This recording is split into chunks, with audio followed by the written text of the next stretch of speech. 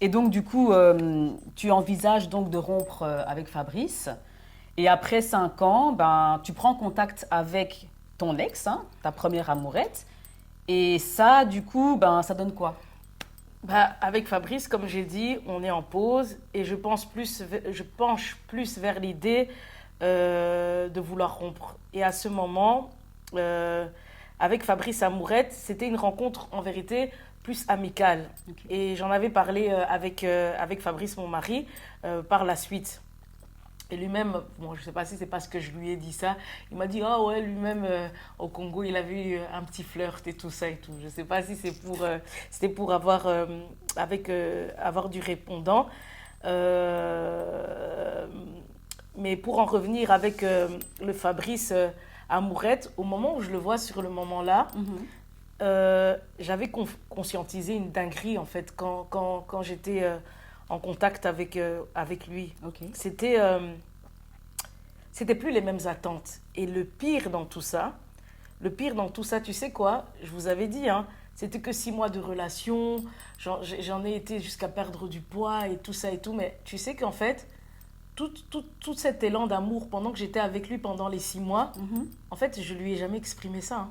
J'étais même pas dans cet état d'esprit. Ok. Et quand, en fait, cet amour fort et intense m'est venu, Mhm. en vérité, tu sais, c'est à quel moment? Non. C'est au moment où juste il me plaque.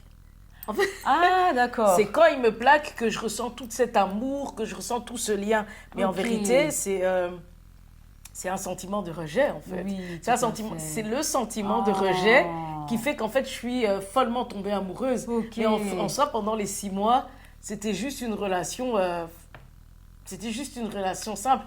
Et en fait, je conscientise ça sur le moment où je le revois et Mhm. je me dis, mais c'est flingué, ça. D'accord. Et C'est pour ça que tu dis qu'en fait tes attentes n'étaient plus les mêmes n'étaient plus les mêmes parce que qu'auparavant. je réalise qu'en fait, j'étais pas amoureuse de notre rapport, de notre amourette. Je me suis attachée par rapport au rejet. Ok. C'est un Ah peu... oui, il y a une différence, hein, effectivement. exactement, Oui. tu vois. Et il y a Ancelin Skutzenberger dans la psycho... Enfin, c'est une psychothérapeute spécialisée dans la psychogénéalogie.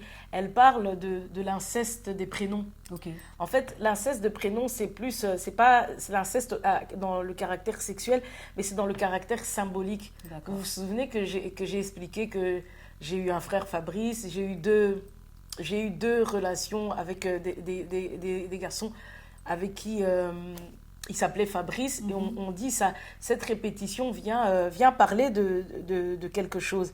Et en fait, dans la cesse des prénoms, quand ça revient aussi, ça parle aussi d'un trouble émotionnel. Et en D'accord. fait, souvent, on nous invite à regarder à pourquoi en fait le membre de cette famille vient se répéter en fait dans les relations. Et il faut savoir, voilà, il y a cette attitude de rejet. Et en fait, avec ce Fabrice-là, sur le moment-là, je conscientise. Et Avec le le, Fabrice Amourette. avec le Fabrice Amourette, je Oui. conscientise que je m'attache parce qu'il y a cette attitude de rejet, Oui. mais ça me parle aussi très fort quand je me rappelle de la psychogénéalogie et de l'inceste des prénoms, c'est que mon rapport avec mon frère Fabrice, en vérité, j'ai été proche de lui depuis l'enfance, mais Mhm. j'ai toujours senti que c'était fake en fait, Ok. que ça allait toujours dans un sens. Mais je suis restée dans la relation, mais j'ai toujours ressenti comme un couac Il y avait quelque chose qui n'allait qui n'allait pas pas intérieurement, tu le intérieurement, ressentais. oui.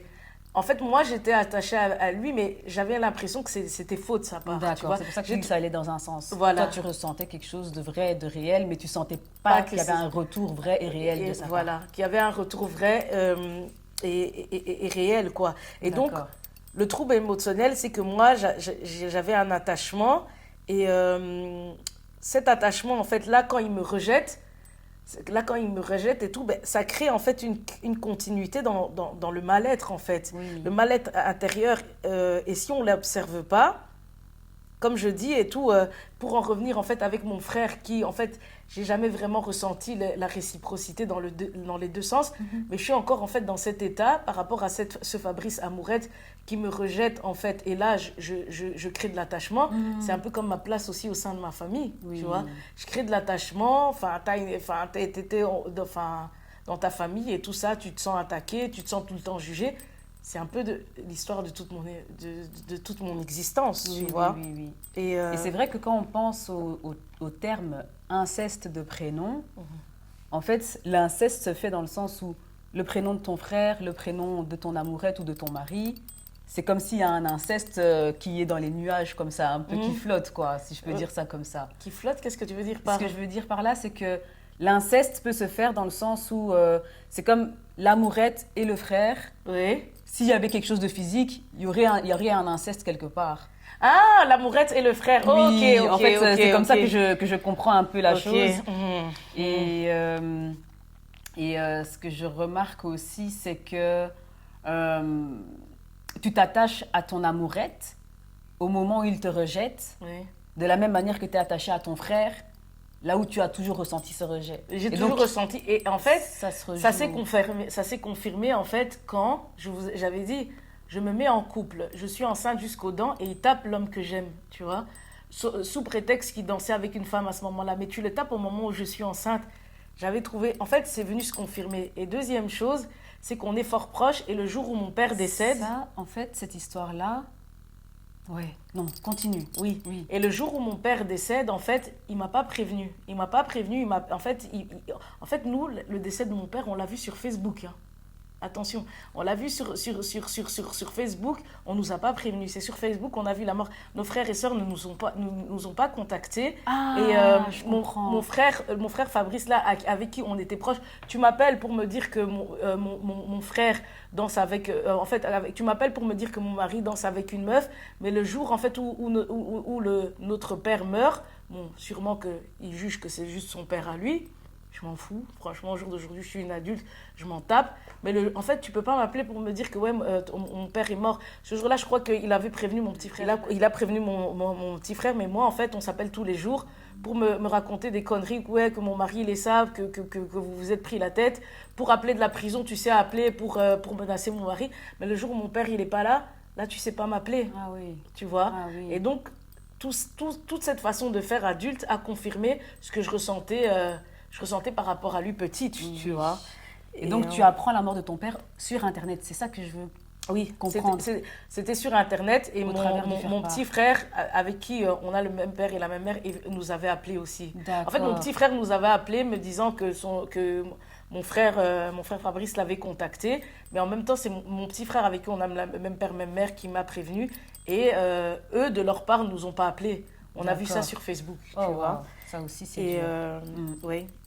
Et donc, pour en revenir au voyage de Fabrice, pendant son voyage et tout, je vous avais dit qu'à un moment, en fait, quand on entend que mon frère revient, on est parti vivre chez Fabrice avec ma sœur. Parce qu'on est parti vivre chez Fabrice avec ma sœur, mais la période là où il voyage, je m'étais émancipée, j'habitais plus chez Fabrice, j'avais mon propre appartement. D'accord. J'avais mon propre appartement et pendant cette période, je fais un rêve. Je fais un rêve où je suis en pleine discussion avec une des femmes à son oncle. À l'oncle de Fabrice, mon mari. D'accord. Des femmes à Fabrice, mon mari et tout ça. Je suis en discussion avec elle et tout. Et à mon réveil, je me dis ah, mais peut-être que la distance qui s'est installée entre Fabrice et moi, elle nous aidera à retrouver notre lien de départ.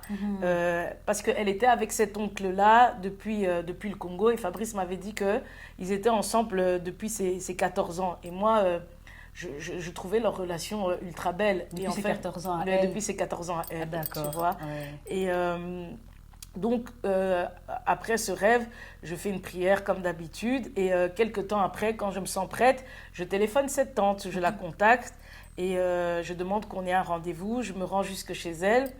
Je lui explique la situation. Et en fait, à ma grande surprise, elle me dira, tu sais quoi, c'est une mauvaise famille et que pour mon bien, je devais le quitter. Elle me dit, tu dois le quitter, que en plus, c'est pas un garçon propre. Tu te souviens la période où il y a la période en fait où son appartement, il y a eu une inondation et que ça a brûlé et tout ça.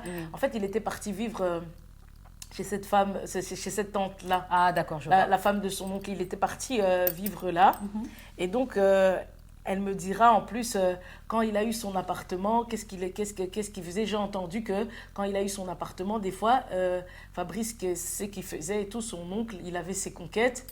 Et il allait dans cet appartement avec les conquêtes en question. Et du coup, cette tante en question, quand elle me dit ça, elle dit, il fait ça, je lui ai jamais rien dit, je continue à rigoler avec elle, mais je sais qu'il fait ça, et pourtant je l'ai fait rentrer dans ma maison. Et moi, je dis, oui, il y a une fois aussi où on était à l'appartement et j'ai vu votre mari et tout, qui était venu avec une femme, et Fabrice, effectivement, il a donné l'appartement et nous, on les a laissés. Ah, donc tu confirmes que ce à quoi elle pense, c'est vrai. Je dis, non, c'est vrai, vous avez pas tort et tout, c'est pas des soupçons et tout. Et moi, j'avais trouvé ça étrange. Et j'ai même dit à Fabrice et tout ça et tout. J'ai dit ça à Fabrice et tout. Et moi, je pense que ce jour-là, elle m'avait dit. Et d'ailleurs, moi, bientôt aussi, je vais quitter son oncle. Tu vois, elle m'avait dit. Je vais quitter son oncle et tout. Et elle m'a parlé des tantes, de Fabrice. Elle me disait que c'était des hypocrites. Et elle a même été jusqu'à me dire que la mère biologique de Fabrice était une sorcière. Okay. Et moi, avec tout ça, je me suis dit, ouille, tu vois. D'accord. Tu pensais aller récupérer des conseils pour faire en sorte que votre couple puisse continuer à survivre, à avancer, et finalement tu reçois totalement le contraire. Et je reçois totalement le contraire et okay. tout. Et donc, quand Fabrice, il est de retour et tout, je lui raconte tout ça. Je lui dis, ah ouais, en fait, je voulais te quitter et tout. Et puis, je suis allée trouver ta tante et tout ça et tout. Et lui, je suis allée trouver ta tante et tout. Et elle m'a dit de te quitter et tout. Et en fait, elle m'avait dit qu'elle était au courant que tu prêtais ton appartement et que ton oncle, il allait il avait des conquêtes et tout. Et moi, je lui ai confirmé. Il me dit, oh, pourquoi il me dit, pourquoi t'es parti aller dire, tu parles trop, tu vois. Tu parles trop, pourquoi t'es allé dire ça et tout ça et tout et tout. Je lui ai dit, mais c'est vrai. Je dis, tu fais ça ou pas et tout ça et tout. Et en fait, il dit, et en plus, non seulement tu dis ça, et puis quoi, tu me dis que tu allais me quitter. Et tu vois, quand il est revenu, que je lui ai dit tout ça, c'est vrai. Très honnête. Je lui ai dit, et quand je lui ai raconté tout ça et tout, il était un peu bouleversé. Et à un moment, il était même tout calme. Il a dit, ouais, c'est vrai, ta tante, ma tante, elle a dit tout ça sur moi et tout ça et tout et tout. Je lui ai dit, ouais, elle m'a dit tout ça et tout. C'était aussi un choc pour lui exactement. D'avoir ces informations aussi. Hein. Il était mal par rapport à tout ça. Et moi, du coup, bien évidemment, par rapport à ma propre loyauté et tout ça et tout ce qu'elle m'a dit en vérité, ça m'a juste permis à ce moment-là de rendre l'appareil à Fabrice. Tu sais pourquoi? Parce que tu te souviens, quand en fait je lui parle, quand en fait au tout début, quand on est amis, je lui raconte toute ma vie. Oui. Je lui dis que chez moi il y a de la cesse, je lui dis et tout ça, qu'il y a des choses, des trucs de santé mentale et tout, des trucs comme ça et tout. Lui, il ne m'a pas jugé. Je t'avais dit que même il y avait une amie à ma sœur qui lui avait dit, fais attention à cette famille. Okay, comme si c'était une famille un peu de sorciers et tout ça. Et donc en vérité, quand elle me raconte tout ça, moi je trouve juste une occasion de soutenir Fabrice. Et comme lui n'avait jamais jugé ma famille, moi, je n'ai pas jugé la sienne, tu vois. Okay. Moi, j'ai pas jugé la sienne et tout. Et donc, qu'est-ce qui s'est passé? Ce qu'elle croyait nous éloigner, en fait, nous a en plus rapprochés. Et donc, qu'est-ce qui s'est passé avec Fabrice? On a gardé tout ça pour nous. On a gardé tout ça pour nous. Et qu'est-ce qui se passe un jour? Je crois que plusieurs temps après et tout, tu vois, chez l'oncle chez qui il avait grandi. Oui. Chez l'oncle chez qui il avait grandi. De ses 9 ans à... Mais oui. Moi, en fait, je l'ai toujours connu séparé de cette femme-là. Moi, cette femme-là, je l'ai connue, mais en fait, ils étaient la femme avec qui aussi il avait grandi. Oui. Moi, quand je me mets en couple avec Fabrice, ils sont déjà séparés. Okay. Et donc, à ce moment-là et tout, son oncle a une nouvelle compagne. Il a une nouvelle compagne. Et qu'est-ce qui se passe avec cette nouvelle compagne? Un jour, elle m'appelle. Elle me dit, oui, je te téléphone et tout parce que je suis au courant de ce que tu avais dit à la femme de l'oncle Intel. Je dis, hein, ouais, Tantine, de quoi vous me parlez et tout ça? Oui, oui, on est au courant avec l'oncle de Fabrice de tout ce que tu as dit. On est au courant, on est au courant, on sait que tu as dit ça sur la famille, tu as dit toutes ces choses et tout. Et moi, en fait, je comprends pas. Je dis, moi, j'ai dit ça sur la famille. Mais non, c'est elle qui m'a dit tout ça et tout ça et tout. Et en fait, heureusement que Fabrice et moi, on parle beaucoup. Et en fait, il y avait l'oncle qui dit non, non, non, elle a dit ça sur la famille et tout ça en disant à Fabrice. Et Fabrice, il a dit, non, non, non, elle m'avait déjà parlé de cette histoire et tout ça et tout. C'est pas elle, c'est l'autre qui a dit ça et tout et tout. Donc, Et on a voulu te faire porter le chapeau de tout ce qui avait été dit de mal par rapport à la famille de Fabrice. exactement. Comme si c'était toi qui l'avais Ouais, dit, alors que c'était l'autre femme. C'était l'autre femme. Oui. Et l'oncle qui dit, ah donc tu me confirmes que c'est l'autre qui avait dit et tout. Oui, tu me confirmes et tout. Et tu seras prête à redire le truc devant elle. Ben je dis, ben ouais, c'est pas moi qui l'a dit. Qu'est-ce que je m'en fous, tu vois. Et donc, il raccroche le soir.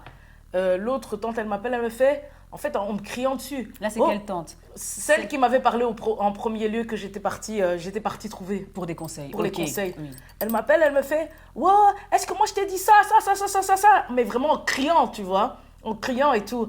Et je dis, ben ouais, tu m'as dit ça. Elle me dit donc moi j'ai dit ça et tout. Et je lui dis et tout. Elle me fait, moi j'ai dit ça. Et il y avait son mari à côté. Moi je t'ai dit tout ça. Je lui dis, ben ouais, tu m'as dit ça et tout. Elle me dit, ouais, Cynthia, c'est vrai. Et elle hurle encore plus et tout ça et tout. Et elle me dit, le truc est à côté, hein. Genre, c'était son mari qui était à côté. Je dis, ouais, vous avez dit ça. Elle me dit, vous venez ici chez moi tout de suite. Je lui dis, ouais, ouais, si tu veux, j'arrive et tout ça.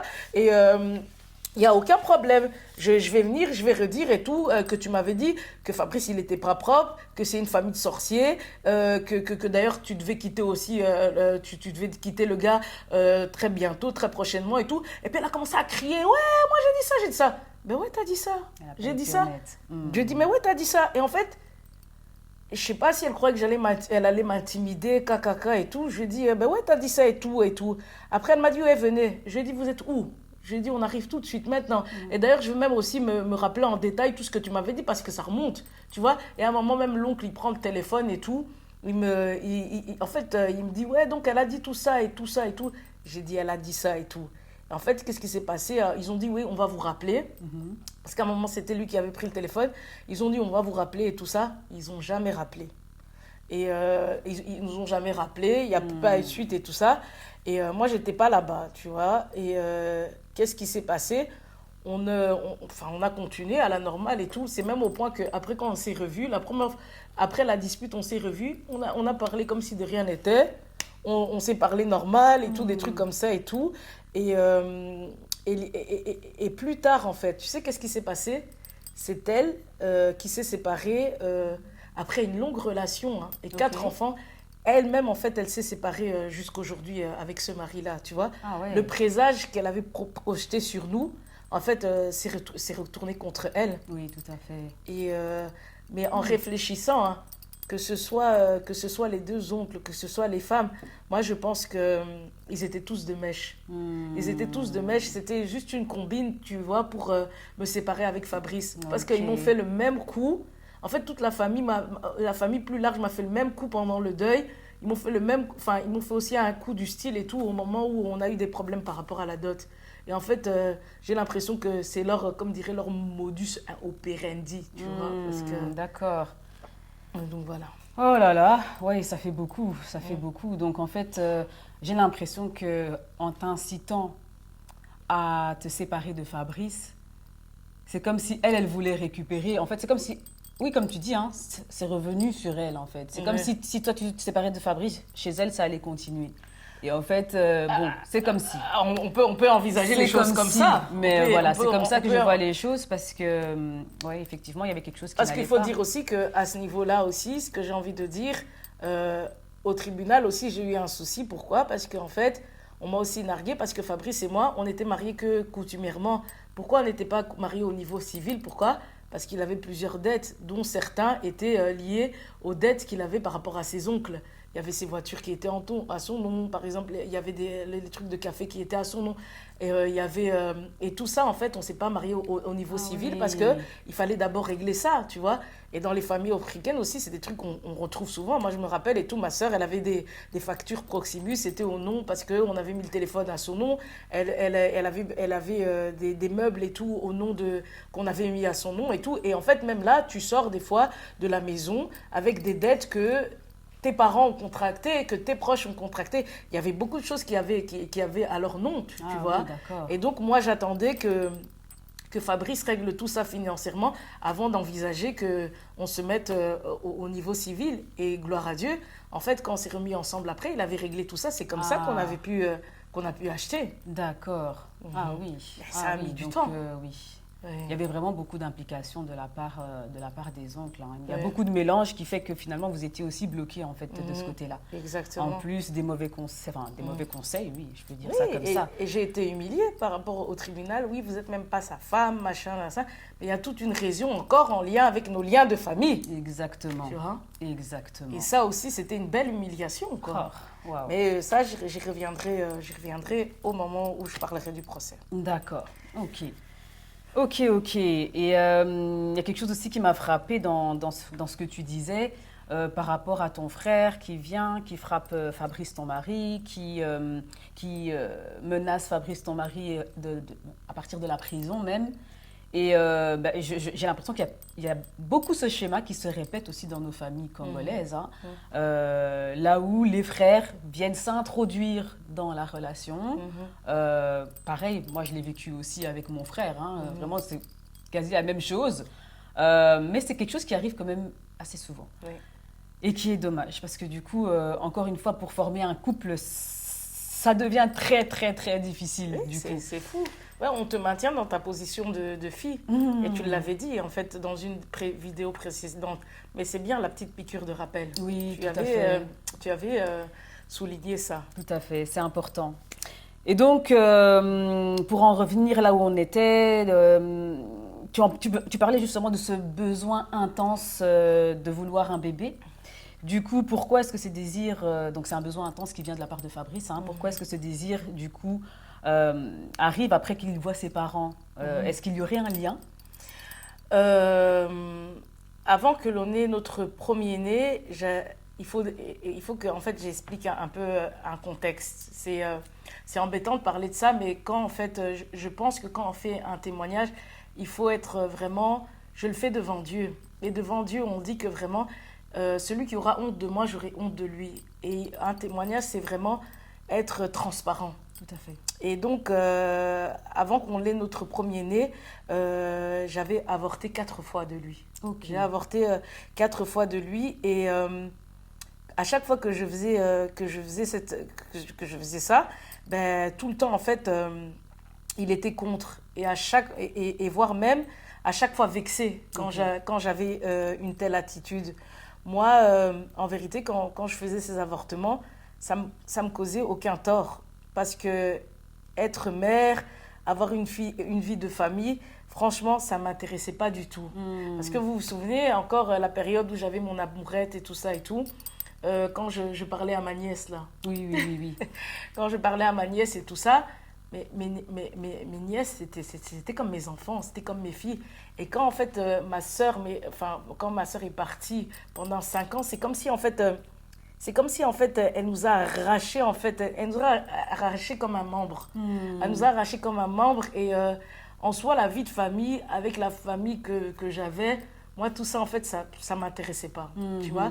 Et c'est pour ça qu'en fait les seules choses qui m'intéressaient c'était au niveau des études. Donc j'avais vraiment aucun affect. Là où je sais que des fois, il y a des femmes qui perdent leurs enfants ou même après avortement, elles sont ultra vexées, pardon. Mais moi, rien du tout. Oui. Mais ce que tu dis là, en fait, je peux totalement le comprendre. J'ai moi-même eu à vivre ça, hein, à vivre le fait de considérer des nièces. Donc moi, c'était par exemple les enfants de ma cousine que je considérais vraiment comme mes filles. Et c'est vrai que quand après les parents coupent le contact, en fait, c'est brutal. C'est brutal et ça laisse quelque chose d'assez fort au niveau tristesse aussi. Donc je peux comprendre que du coup, le fait de vouloir être mère, c'était pas forcément ce que tu voulais suite à ce que tu avais déjà vécu au niveau émotionnel aussi. Exactement. Et donc, moi, c'était par rapport à un vécu émotionnel, par rapport à des blessures, mais lui, il vivait mon attitude comme un rejet, un mépris de sa personne. Parce que, en fait, lui, il définissait ça comme le fait que je ne voulais pas de famille avec lui, mais pourtant, il me voyait très impliquée dans ma propre famille. Donc, en fait, il ne comprenait pas. C'est perturbant. Et lui, il prenait ça contre lui, en fait. Mm. Il prenait ça contre lui. Et il faut savoir que, voilà, quand mon père, en fait, il y a une fois où mon père s'était perdu, il nous avait même accompagnés, ma sœur et moi, pour aller le rechercher. Et je me rappelle, cette période-là, mon père commençait un peu à perdre la mémoire, mais il m'avait demandé, c'était tout mignon. En fait, je ne l'ai rien demandé. En fait, j'étais venue en voiture, je suis venue prendre mon père et tout ça. Il m'a dit, ton copain, là, il est de quelle tribu et tout ça et tout. Je lui dis, ah papa, c'est un Mukongo. Je ne sais plus ce qu'il m'a raconté par rapport à ça et tout. J'ai dit, hey, papa, comment tu as compris? En plus, tu es malade et tu as compris que c'était mon copain. Il m'a dit, mais il avait ses débuts de perte de mémoire et tout ça et tout, mais ouais, il avait compris et tout. Et donc, ouais, c'était pour la petite anecdote. Pourquoi je dis ça? Parce qu'en fait, il faut savoir que les premières années où j'étais avec Fabrice, non seulement il m'accompagnait quand on allait chercher mon père, mais il était souvent chez nous à la maison en cachette, mais il était souvent chez nous à la maison. Attends, qui était souvent chez qui? Fabrice, mon mari. Oui, il quand était on était souvent plus jeune, chez nous à la maison. Il était chez nous à la maison. Et ce qui est intéressant, c'est quand il revient du Congo, qu'il prend sa place d'homme. Parce que si tu remarques bien, en fait, il était souvent chez nous à la maison, il m'accompagnait chercher mon père. En fait, c'est comme si en fait, c'était un frère. Oui, c'est vrai. Tu vois, un membre de la famille. Un membre de la famille. Oui, en vérité, c'est comme si c'était vraiment mon frère, vu que j'ai aussi un frère qui s'appelle je viens de comprendre. Et tout ça et tout. En fait, au départ, même tous ces trucs, oui, j'avortais. C'est vrai qu'il prenait contre lui, mais il parlait juste comme ça, mais sans plus. C'est quand il revient de Congo qu'il prend vraiment une position d'homme, tu vois. Mais sinon, avant ça, on dirait que c'est comme si, en fait, il se comportait comme si c'était un frère de la fratrie. Oui, je vois. Tu vois? Oui, oui, oui. Et en même temps, du coup, comme je dis, 18 ans plus tard, il retourne chez ses parents, le lieu où sa vie a basculé. 18 ans après ses 9 ans, du coup. Ou 18 ans après ses 9 ans. Après avoir quitté ses parents, oui. Donc, le lieu où sa vie a basculé, où son physique change. Et en fait, il en fait tout un lien d'attachement et crée un idéal familial sans jamais repenser à son moment traumatique, à ce qui s'est passé. Parce que moi, si je connais tout ça, c'est parce que lui m'en avait parlé.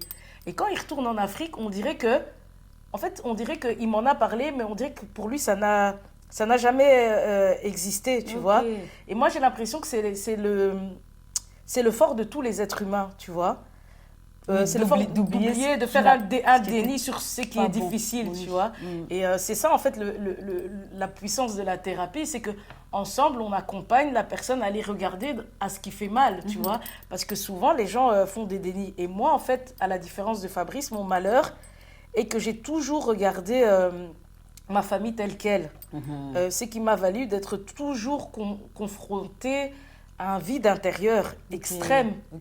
Et de ne jamais m'être sentie à ma place, en fait. Oui. Je me suis jamais sentie à ma place. Et donc, tu n'as pas fait de déni quelque part? Non. Ouais, c'est ça. Et voilà.